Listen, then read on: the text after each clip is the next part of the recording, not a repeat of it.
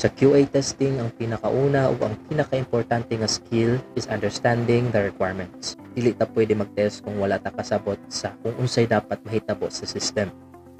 Hi, this is Mac. So why requirements matter?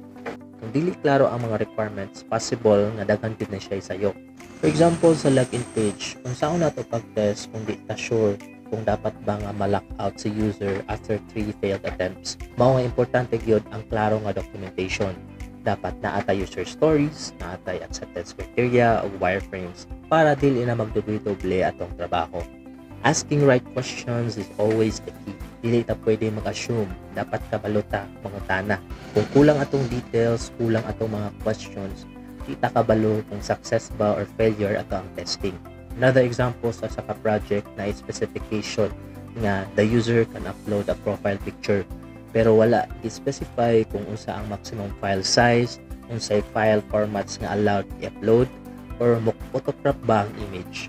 Kung dili nato mapangutana ng mga small details, possible nga dili nato ma-meet ang expectation ni client sa system. Mao nga ang understanding requirements dili lang na sa pagbasa. Dapat i-sure sad nato kung sakto o klaro ang testing. Always check the details, ask the right questions, and never assume.